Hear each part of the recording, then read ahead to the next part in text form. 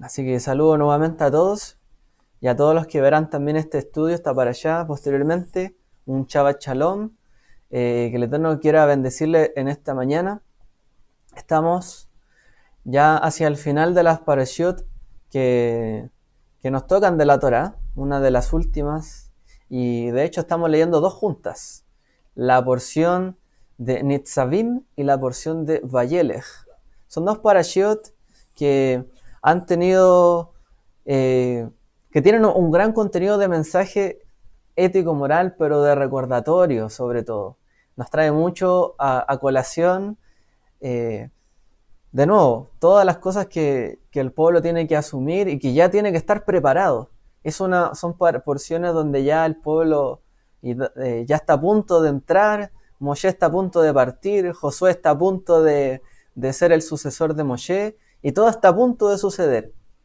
Entonces el pueblo tiene que estar allí presentándose ante el Eterno para traer, ¿cierto?, en ese momento todo a colación, todas las cosas importantes. Y son porciones muy, muy bonitas, ¿cierto?, que nos traen estas lecturas. Por lo menos el libro de Barim, yo lo he comentado en otra oportunidad, es uno de mis libros favoritos, por lo menos de la Biblia. Y estos capítulos finales, de hecho, son mis favoritos. Me gusta mucho toda ese sermón, por así decirlo, que da Moshe. Encuentro que es muy, muy elocuente y se hace un llamado muy significativo, no solamente para el Israel de aquel entonces, sino que para todos nosotros, hasta el día de hoy. Sea judío o no sea judío, hay algunas palabras, ¿cierto?, que están allí que despiertan el corazón, realmente. Así que esta porción trae bastantes cosas bien bonitas en esta porción. Yo he titulado esta porción que yo les quiero compartir, por lo menos en cuanto a contenido, las dos miradas de la Teshuvá, ya que esto lo quería compartir hace 2 semanas en el estudio de la tarde, y tiene mucho que ver también con esta porción, así que vamos a tocar el tema un poco de la Teshuvá, o la Teshuvá, como dirían en hebreo moderno, y ver las dos miradas que tiene la Teshuvá en cuanto a no solo dos caminos, como ahí vemos en una imagen, ¿no? Los dos caminos. Bueno, no solamente vamos a ver en cuanto a que hay dos caminos, sino que la misma escritura tiene dos sentidos en cuanto a la Teshuvá. Claramente en los profetas se le da un sentido y claramente en otro contexto se le da, por ejemplo, el contexto del tabernáculo, el templo tiene otro sentido. Vamos a ver esos dos aspectos y cómo impactan también en nosotros, en nuestra vida, cómo impactaron en Israel y qué es lo que el Eterno está esperando de nosotros y también del pueblo en sí. Así que la porción de esta semana, Parashat Nitzavim, bueno, trae algunas cosas bien interesantes. Como les decía yo, pero importante saber que la Parashat Nitzavim es la número 51 de la Torá y significa estar de pie.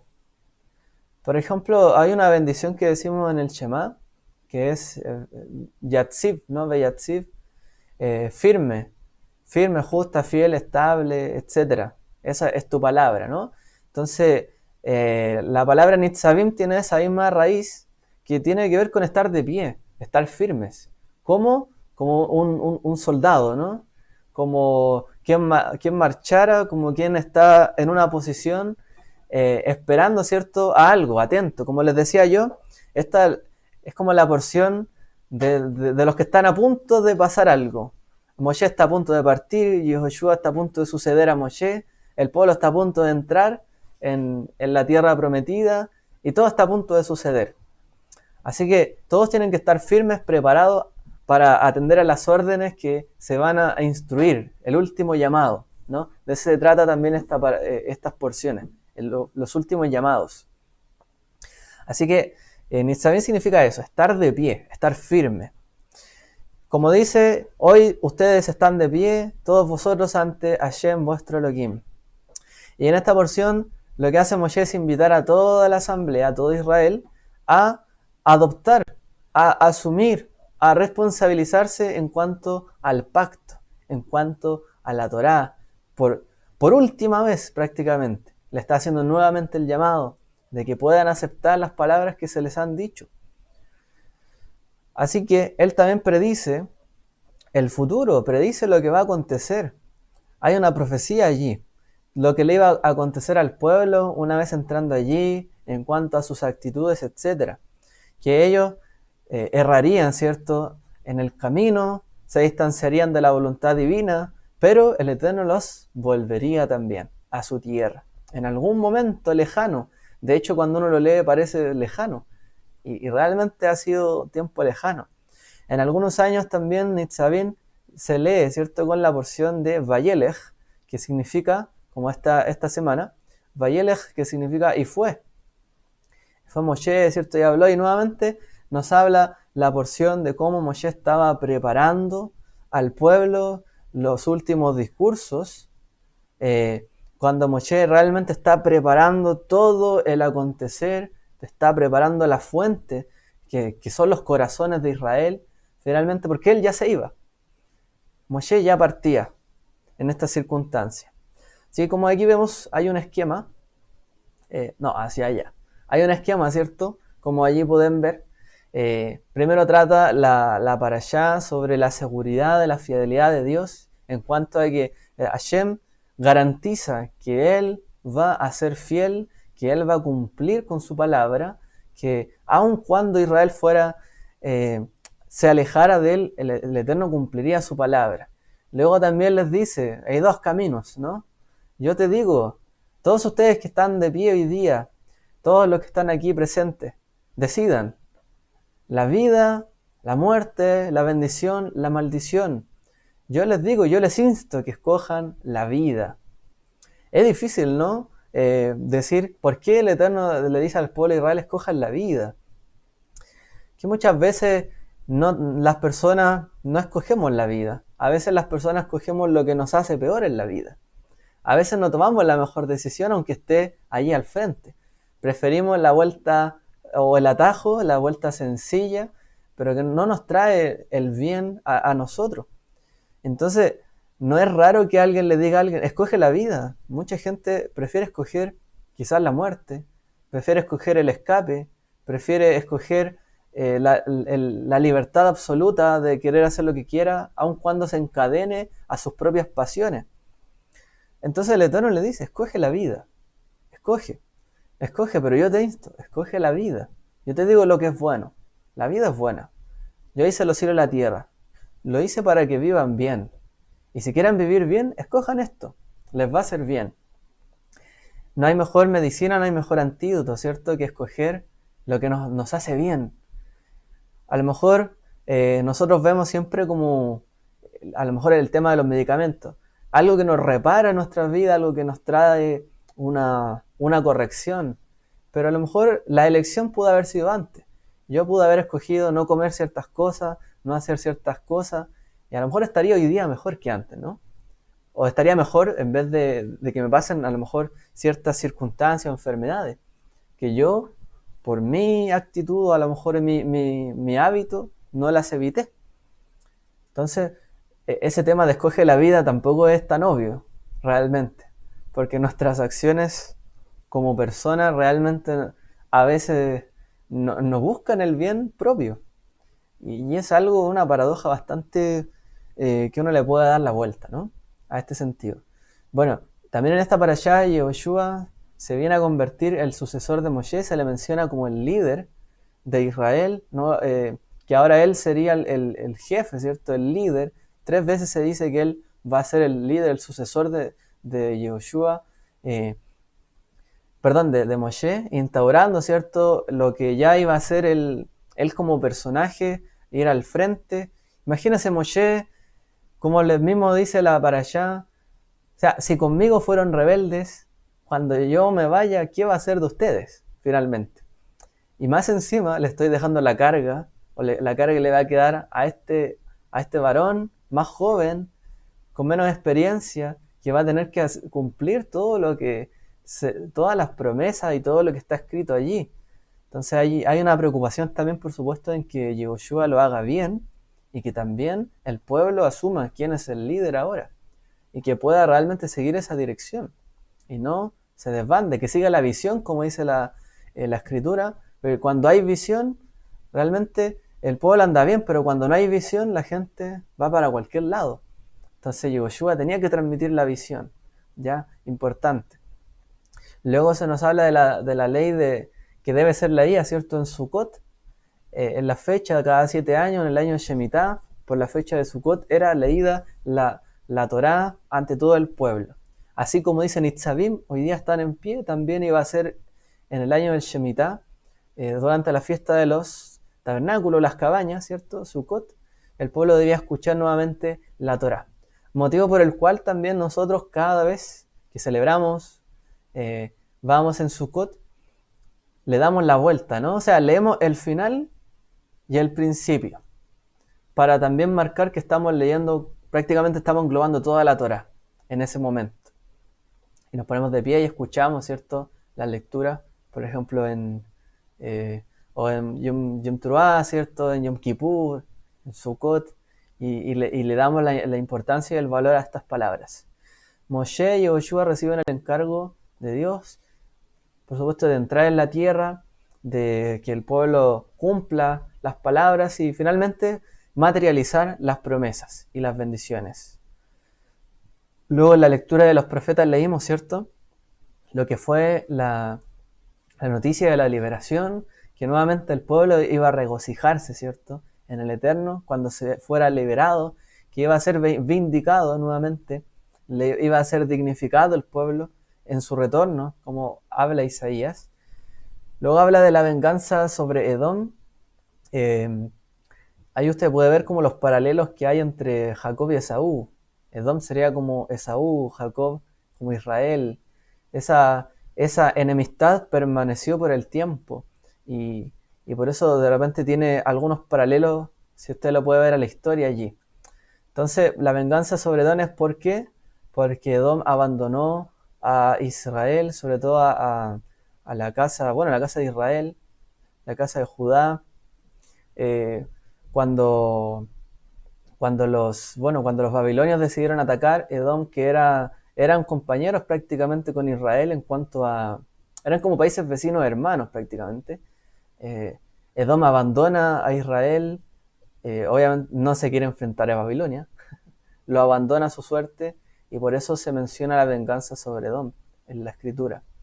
Isaías 63:7, recuerdo también de la misericordia de Dios, que Él realmente mostrará su favor para con el pueblo.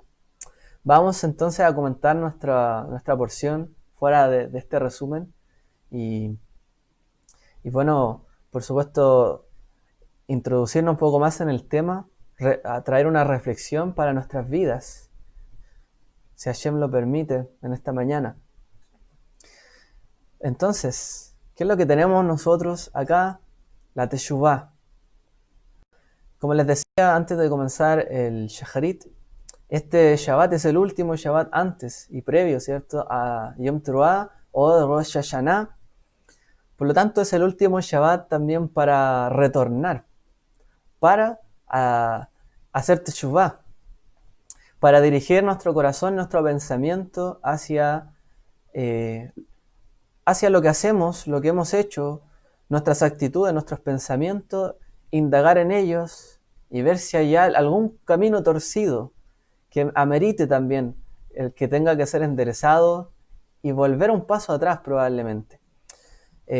Lo ideal de la Teshuvah, que significa en hebreo, ¿cierto?, retornar, dar la vuelta. Teshuvah significa eso, volver, retornar. Es que demos un paso atrás para luego avanzar.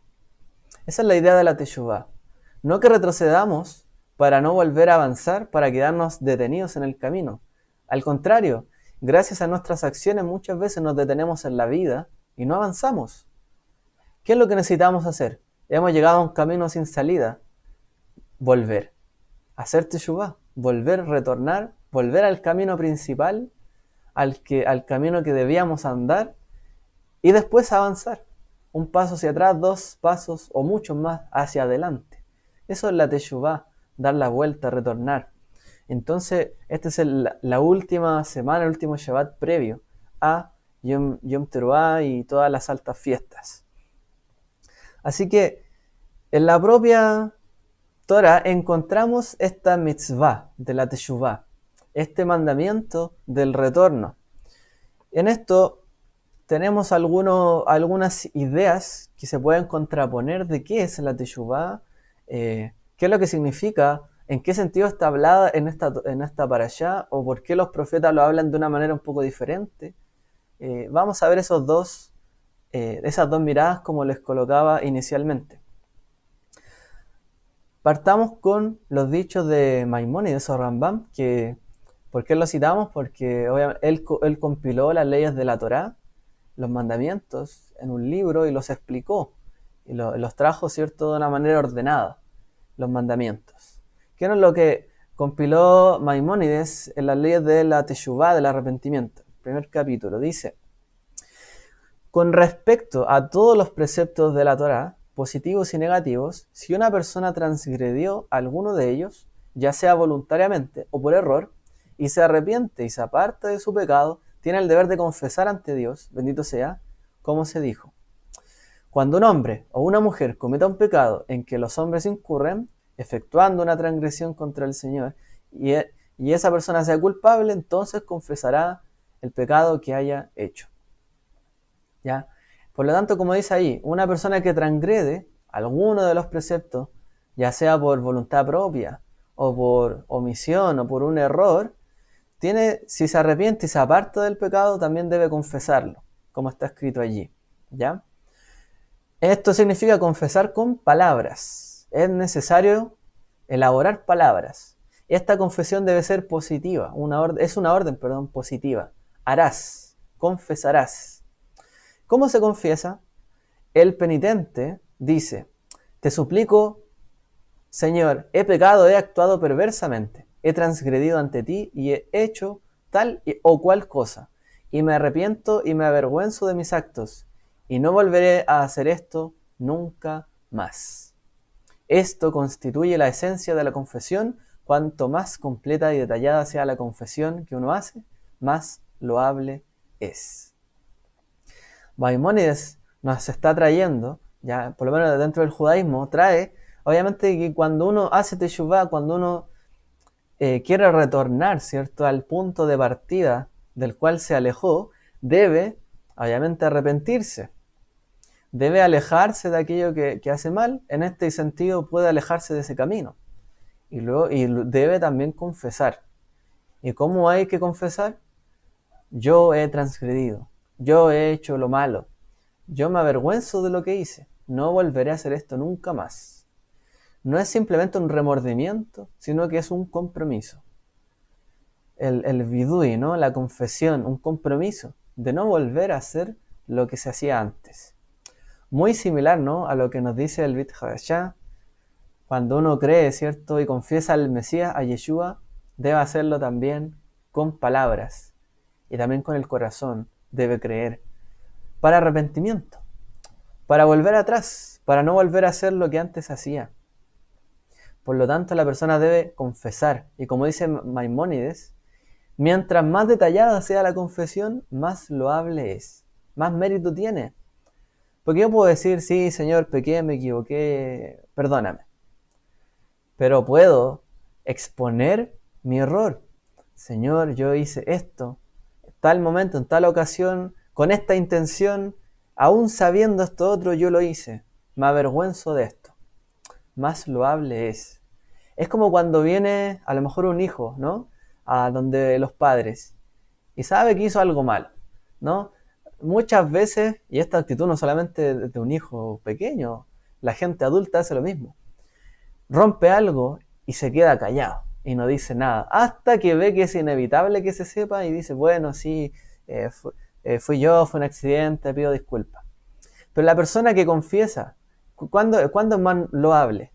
Cuando al cometer una transgresión o un accidente o lo que sea que pasó, va en ese momento, se preocupa, se siente mal, dice: no, esto lo tengo que reparar, va donde la persona le dice, esto pasó en tal momento, estaba haciendo tal cosa, y boté a lo mejor y quebré tal, sin tener la intención, o a lo mejor por una equivocación mía pasó esto, te pido disculpas y cómo puedo reparar este error.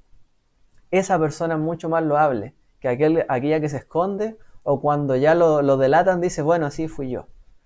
Por eso que la confesión detallada es loable y delante del Eterno trae también, da una muestra de la pureza de corazón que tiene la persona.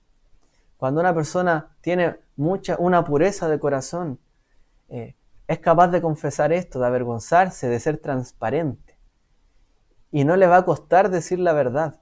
Pero aquella persona que está habituada a la mentira o no le gusta avergonzarse, porque tiene un poco de soberbia en el corazón, le cuesta decir en lo que se ha equivocado.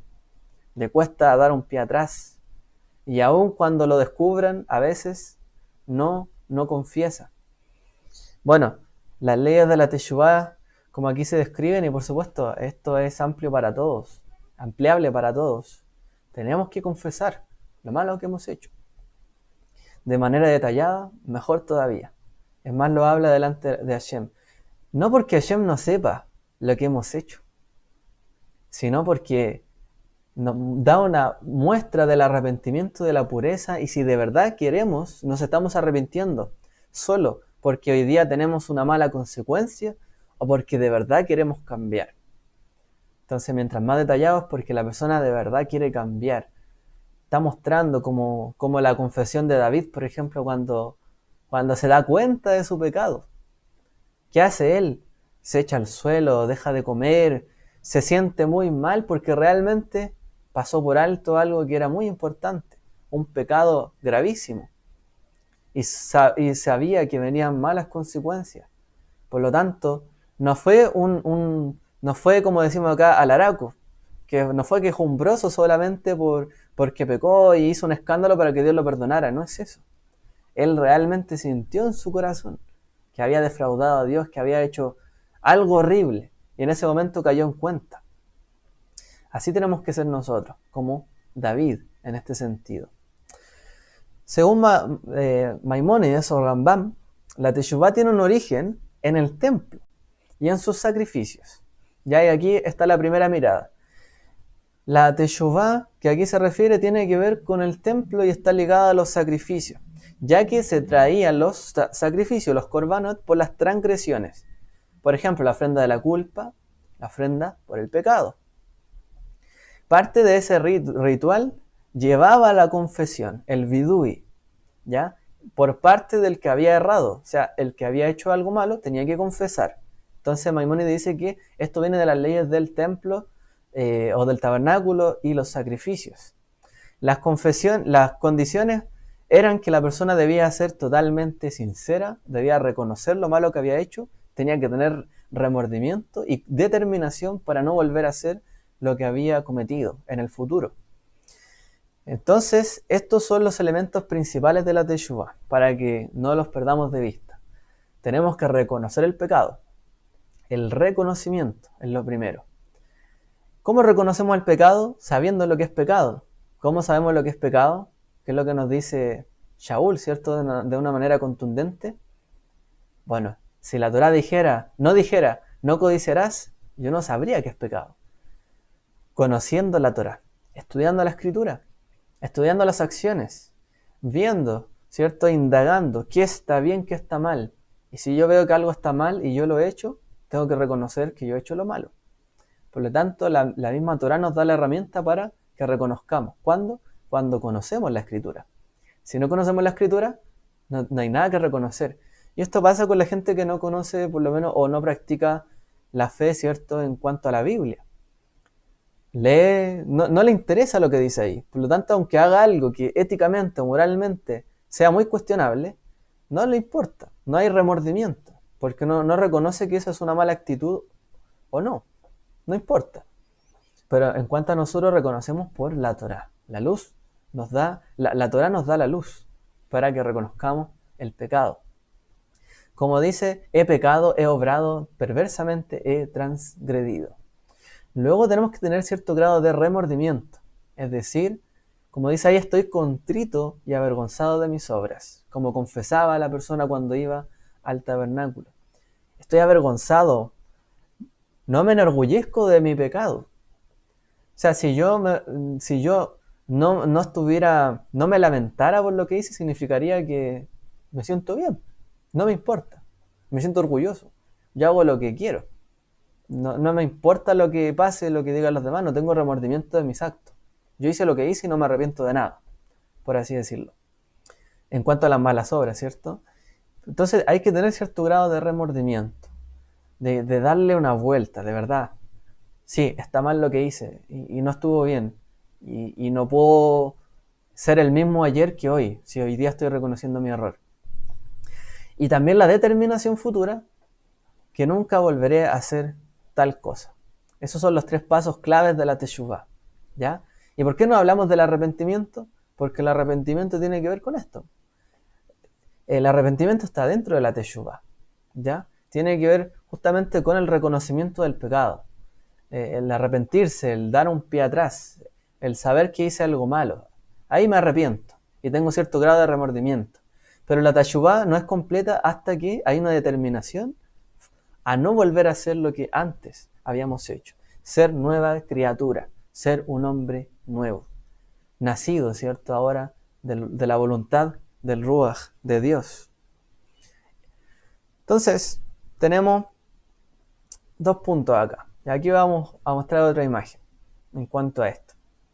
Hay preguntas obvias en este sentido.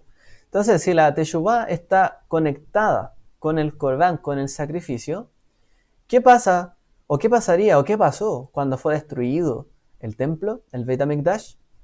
¿Qué pasó cuando ya no hubo más sacrificios? Por allí los que estamos estudiando el curso Yesod, ¿cierto? Vimos este tema en grandes rasgos, donde no hay templo, donde no hay Sanedrín, no se puede aplicar, por ejemplo, ciertas penas capitales. Tampoco hay sacrificios porque no hay templo. No puede haber ningún sacrificio animal fuera de Jerusalén o del templo. Entonces, si la teshuvá está conectada con los sacrificios, ¿qué pasó cuando se acabó el templo? ¿Llegó a su fin la teshuvá? ¿Ya no hay teshuvá? ¿Qué pasa fuera de Israel y fuera de los límites del templo? Si solamente estuviera conectada con el templo. Entonces, obviamente, no puede acabar la teshuvá allí. Entonces, hay una respuesta que se trae también ahí en Midrash, el comentario también que se hace, y es que la confesión es de hecho un mandamiento por separado, que tiene su propio contexto, su propio contenido, y se aplica con o sin sacrificio. Esa es la conclusión que se llega dentro y fuera de la tierra de Israel, o sea, en todo lugar y en todo tiempo. La teshuvá es un mandamiento positivo de arrepentirse en todo lugar y en todo momento, haya o no haya templo, haya o no haya sacrificio, ya que la confesión verbal, el vidui, es un acto externo, tiene que ver con un correlato con lo que está dentro de la persona, pero ese vidui puede hacerse estando o no el templo, estando o no los sacrificios. Puede haber confesión de pecado. Por lo tanto, la teshuvá también tiene esa independencia en este sentido. ¿Ya? Ahora, hay otro punto de vista de la teshuvá que no lo podemos perder de vista y que también se menciona en esta parashá y todos los profetas lo mencionan prácticamente. Y es que la teshuvá tiene que ver con algo más personal, ¿ya? Pero que a la vez está conectado con algo nacional. Los profetas cuando hablaron de la teshuvá hablaron en un sentido de restauración completa y nacional, no solamente una confesión individual. Entonces vemos aquí, vamos a leer lo que nos dice esta parashá, para entenderlo mejor, y para que vean los verbos que se utilizan en cuanto al verbo lashuv, que significa volver, retornar, o lo que a veces le llamamos arrepentimiento. Está escrito en Devarim, dice 30, y sucederá que cuando todas estas cosas hayan sobrevenido sobre ti, la bendición y la maldición que he puesto delante de ti, y tú las recuerdes. Pero en hebreo dice vahashevota el levabeja, literalmente cuando volvieres a tu corazón. cuando retornares a tu corazón, te dieras cuenta en tu corazón, cuando recuerdes y en tu corazón sepas que está allí la palabra que Hashem te habló, en todas las naciones donde el Señor tu Dios te haya desterrado, y vuelvas, en hebreo, veshavta, al Señor tu Dios, tú y tus hijos, y lo obedezcas con todo tu corazón y con toda tu alma, conforme a todo lo que yo te ordeno hoy, entonces el Señor tu Dios te hará volver. También nuevamente utiliza el verbo veshavta, te hará volver de tu cautividad y tendrá compasión de ti, te recogerá de nuevo. Y en hebreo de nuevo se dice también veshav, el mismo verbo de retornar, de entre todos los pueblos a donde el Señor tu Dios te haya dispersado. Si tus desterrados están en los confines de la tierra, de allí el Señor tu Dios te recogerá y de allí te hará volver. Y nuevamente, verbo de retornar. Y el Señor tu Dios te llevará a la tierra que tus padres poseyeron, tú la poseerás y Él te prosperará, te multiplicará más que tus padres. Y nuevamente, tú volverás, Tashuv, a escuchar la voz del Señor, guardar todos sus mandamientos que yo te ordeno hoy, entonces el Señor tu Dios te hará prosperar abundantemente en toda obra de tu mano, en el fruto de tu vientre, en el fruto de tu ganado, en el fruto del producto de tu tierra. Pues el Señor de nuevo se deleitará en ti para bien, tal como se deleitó en tus padres, si obedeces a la voz de Hashem tu Elohim, guardando sus mandamientos y sus estatutos que están escritos en este libro de la ley, y si te vuelves, Tashuv, al Señor tu Dios con todo tu corazón y con toda tu alma.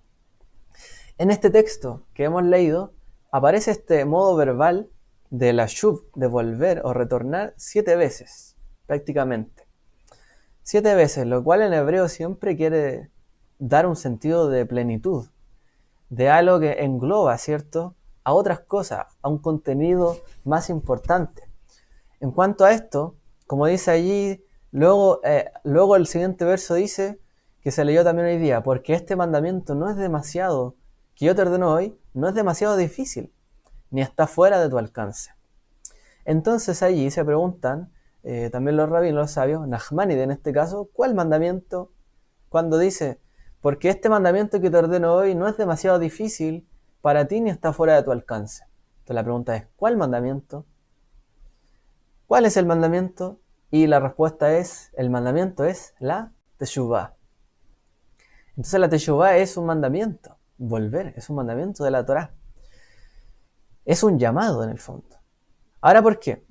Lo más llamativo, por supuesto, es que de este texto que hemos visto, es que se repite una y otra vez el verbo la shuv, volver, recordar, volver al corazón, ser restaurado.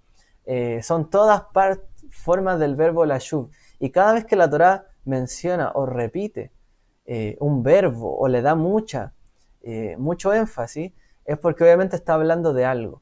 Y la clave está también ahí a donde sale, aquí donde dice, Veshavta, te hará volver de tu cautividad.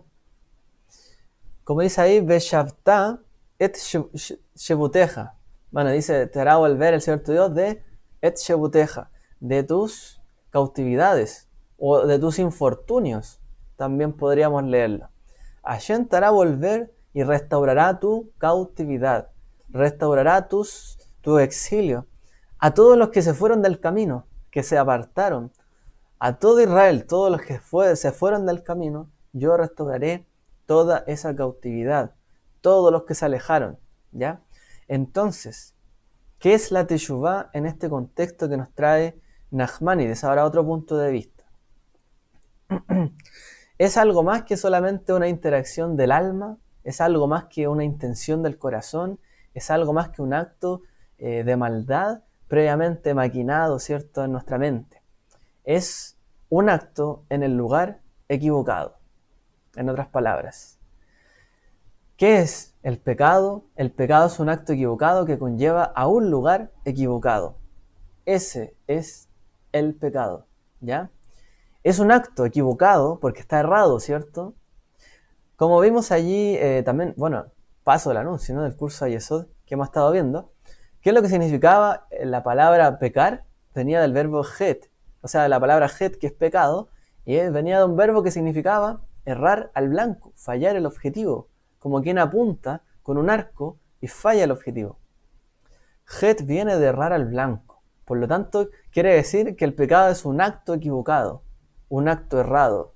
Pero la otra palabra que se utiliza en la escritura, en la Torá, para transgresión, para pecar, que en este caso es transgredir, en hebreo es averá, y averá significa traspasar los límites. Averá también tiene la misma raíz de la palabra hebreo, un ivrí. Ivrí es el que cruzó, ¿no? El río, el que atravesó, el que pasó al otro lado. Bueno, pero en el otro sentido, el que se quedó, por así decirlo, en este otro lado es el que traspasa. Traspasar una ley, un mandamiento, tiene que ver con este mismo verbo, ya donde viene la palabra hebreo también. Averá, traspasar los límites, transgredir. Por lo tanto, el que traspasa un límite se va a un lugar equivocado. Por lo tanto, el pecado, ¿qué es lo que hace?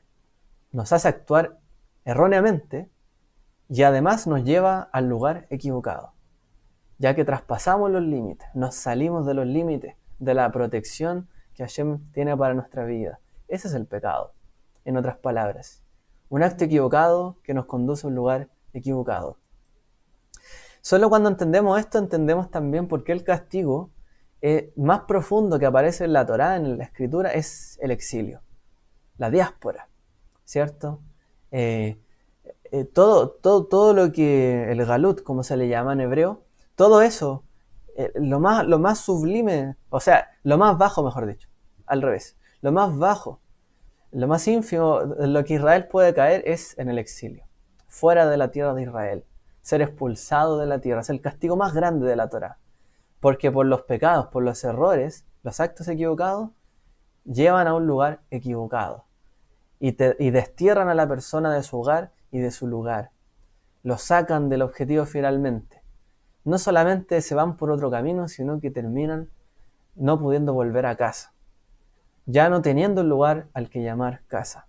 Y ese es el pecado o la consecuencia más grave que hay escrita en la Torá. ¿Cómo sabemos esto también? Bueno, Bereshit 2, Génesis, ¿cómo dice? ¿Cómo comienza? Hablando la historia de un relato de la creación, trayéndonos el caso de Adán y Eva, que son desterrados, ¿no? Que son exiliados del Gan Eden, del jardín del Edén. ¿Por qué? Porque pecaron. ¿Qué hizo el pecado? Un acto equivocado los llevó a un lugar equivocado. Los alejó de la presencia del lugar, ¿cierto? Donde estaban junto con el Eterno, con Dios. Donde caminaban con Él y hablaban con Él. Tenían cercanía. Los llevó a otro lugar. Los desterró. Los llevó a un exilio. Caín también, cuando mató, ¿cierto? A Abel, ¿qué le pasó? Fue desterrado. Tuvo que alejarse también del lugar donde estaba. Entonces, todo esto también repercute y se reverbera, ¿cierto?, en la historia de Israel. Israel es expulsado, es exiliado, y es el pecado más serio que está escrito en la Torá, el exilio, el galut, o la galut, como dicen algunos. Debido a que un pecado es un acto equivocado en un lugar equivocado, entonces nos lleva al lugar equivocado. El pecado finalmente lo que hace es que la persona se sienta que las cosas que tiene a lo mejor no le pertenecen. Se siente que el lugar donde está no es el lugar donde debería estar. El pecado nos coloca incómodos. El pecado nos hace sentir una falta de identidad, una falta de sinceridad de quiénes somos y de dónde estamos. Sentimos que está todo mal, o sentimos que no he hecho las cosas bien, me arrepiento.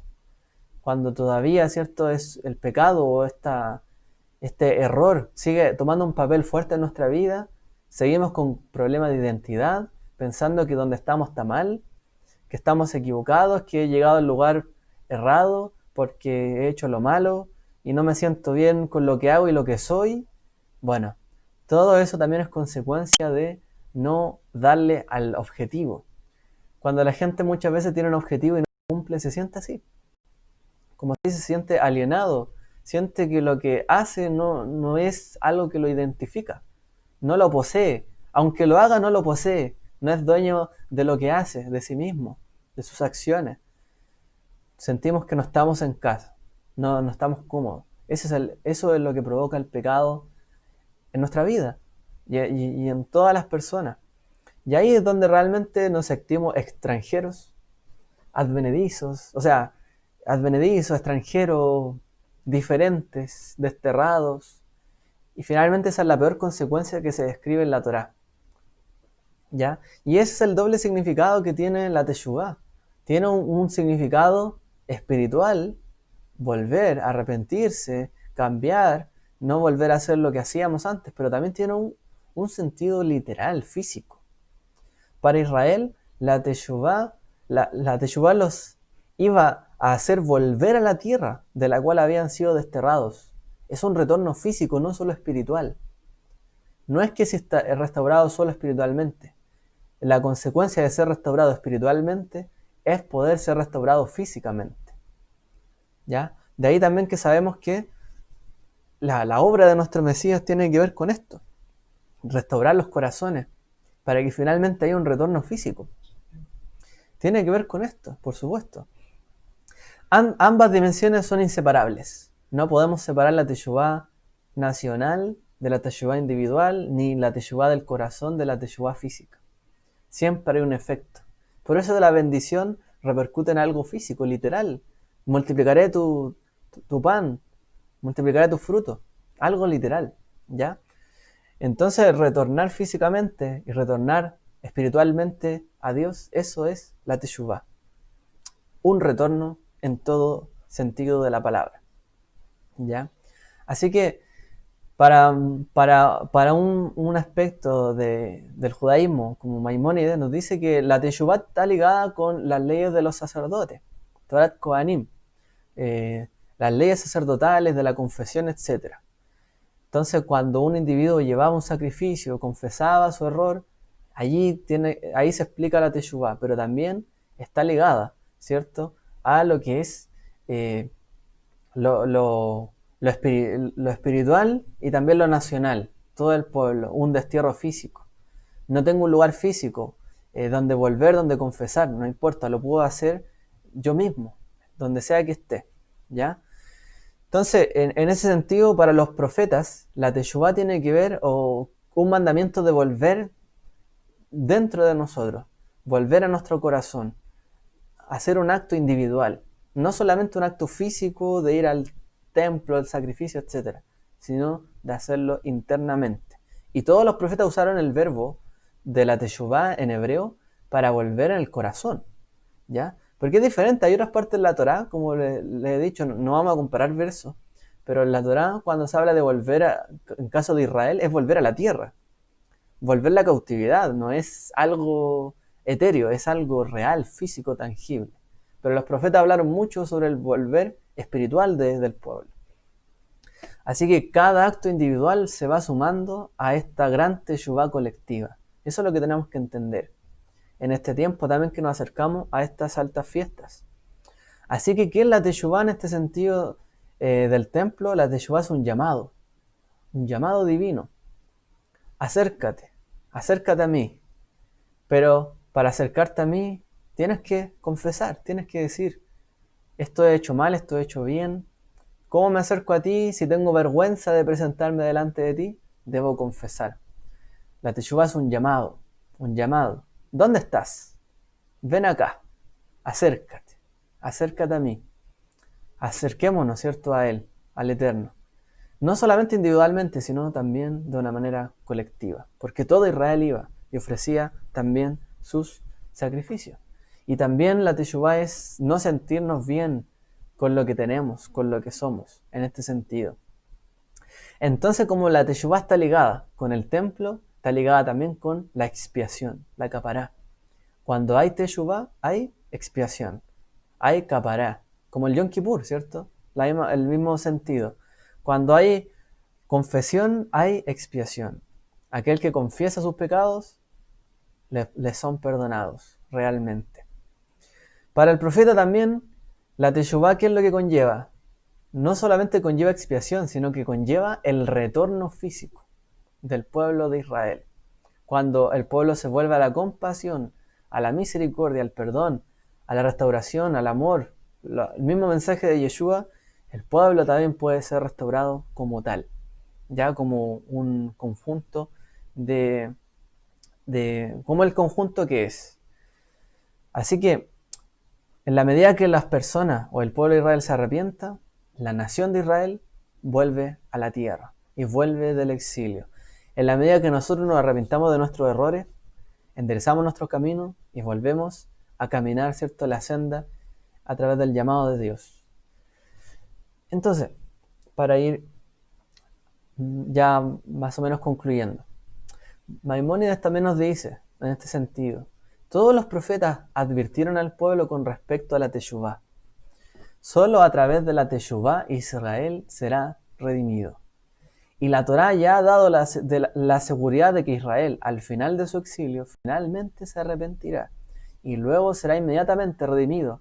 Como dice, cuando todas estas bendiciones y maldiciones que he puesto delante de ti vengan sobre ti y volvieres en tu corazón donde quiera que el Señor tu Dios te disperse entre las naciones, etc.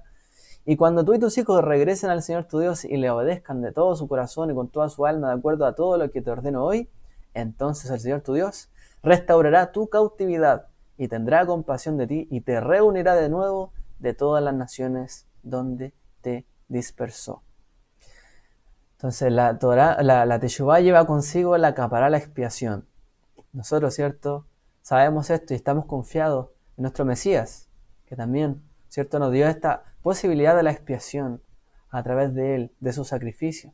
Hay expiación cuando hay confesión. Por eso es importante confesar. ¿Ya? Como también está escrito, confesados los pecados los unos a los otros. Es bueno que hagamos el ejercicio también de la confesión.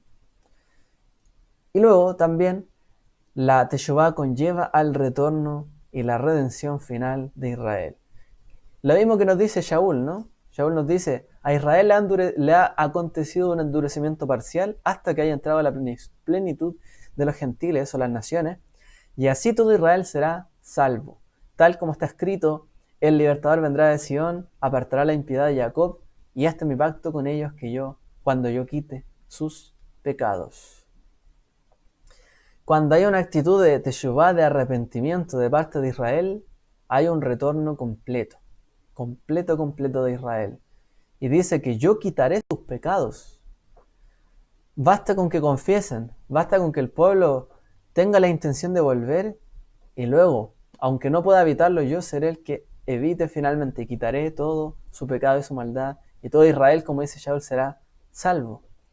Ese es el tiempo que estamos aguardando también proféticamente, en la segunda venida, ¿cierto?, de nuestro Mesías. Vamos a ampliar un poquito este sentido para conectarlo con estas fiestas. No hay duda, por supuesto, de que tanto los sacerdotes que oficiaban esta teshuvá a través de los sacrificios tenían razón, ¿cierto?, en cuanto a la teshuvá, pero también los profetas tienen razón en cuanto a la teshuvá, que es algo personal, que se traduce en algo nacional y un retorno físico. Ambas cosas están conectadas. Ambas cosas son algo complejo, pero que funciona sincrónicamente. Cuando fue destruido el segundo templo, el Bet HaMikdash, no hubo más sacrificio. La teshuvá para Israel tuvo otro efecto. Para los seguidores de Yeshua también, ¿cierto? Tuvo un efecto diferente, tuvo un contexto diferente. Y ambas cosas se fusionaron, podríamos decir. Ambas cosas se complementaron. Tanto la teshuvá del corazón, como también el retorno físico. Entonces, en Yom Kippur, ¿qué es lo que hacemos nosotros, por ejemplo? En Yom Kippur se recuerda toda esta teshuvá que tiene que ver con el acto que hacía el sacerdote en Yom Kippur para expiar por los pecados del pueblo, por sus pecados y por los pecados del pueblo. Y se lleva a cabo a través de esa visión de la teshuvá del templo o del tabernáculo y todos los pasos que tenía que hacer. En Yom Kippur se recuerda todo eso para también hacer un eco de la teshuvá, que debe ser también un acto que hagamos, un acto ritual de acercamiento. Y también se hace la confesión, ¿no? En Yom Kippur confesamos el pecado, confesamos nuestros errores. Hemos pecado, hemos errado delante de ti, hemos hecho lo malo, hemos causado, ¿cierto?, realmente el mal hacia nuestra vida y hacia los demás. En Yom Kippur confesamos. Bueno, en general en las oraciones penitenciales siempre está la parte de la confesión, Pero Yom Kippur, por supuesto, tiene un elemento todavía mayor de la confesión, el vidui. Confesamos nuestro pecado de una manera como se hacía ritual. Cada una de las cosas las confesamos. Por otra parte, también, ¿qué es lo que hacemos en Yom Kippur? Leemos sobre la teshuvá del corazón. No solo la confesión, el acto, me arrepiento, a lo mejor allí, que como dice la costumbre también, algunos se da con un golpe en el pecho, como diciendo esto, yo lo hice, realmente. Pero también el Yom Kippur tiene el aspecto del ayuno. ¿Qué es lo que nos dice la Escritura?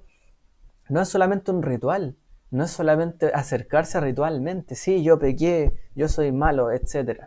No es eso. En Yom Kippur nos acercamos como está escrito. No es antes el ayuno que yo escogí de desatar los, los líos de impiedad, las cadenas de impiedad, eh, deshacer los haces de opresión, soltar libres a los quebrantados, que rompáis todo yugo, que partas tu pan con el hambriento y a los pobres errantes metas en casa, que cuando vieres al desnudo lo cubras y no te escondas de tu hermano. Entonces no solamente la teshuvá es un acto ritual, como también lo plantea la Torá, sino que es un acto realmente de volver en el corazón, un acto transformador, como allí muestra esa imagen, o sea, no es simplemente sellar la comida allí en los cubiertos, ¿cierto? Y poner una cadena y no comer, no es eso. Es que en tu corazón, ahora, ¿cierto? Veas este ayuno, ¿para qué? Para soltar lo que te está amarrando en tu vida, lo que no te deja continuar hacia adelante. El yugo, ¿cierto? Que te tiene ahí amarrado realmente. Que si tu yugo también es que no eres bueno con tu prójimo, pecas siempre con tu prójimo, no es que si no comes en este día apartas tu pan con tu prójimo, si vieras un desnudo lo cubrieres, mismas palabras, ¿cierto? Que se harán eco en Mateo 25. En Mateo, ¿cierto? Cuando Yeshua habla, venid bendito de mi Padre, alejados de mí, ¿por qué? Porque me vieron desnudo, me cubrieron, etc. Mismas palabras. ¿De qué se trata el ayuno de Yom Kippur? ¿Solo un acto ritual? No. Es un acto también de confesión del corazón, de cambio y de transformación. ¿Ya? En este sentido. También leemos en Yom Kippur, ¿qué cosa? El libro de Jonás, el profeta Jonás, ¿cierto? El profeta Jonás. Justo antes del cierre, leemos también que aún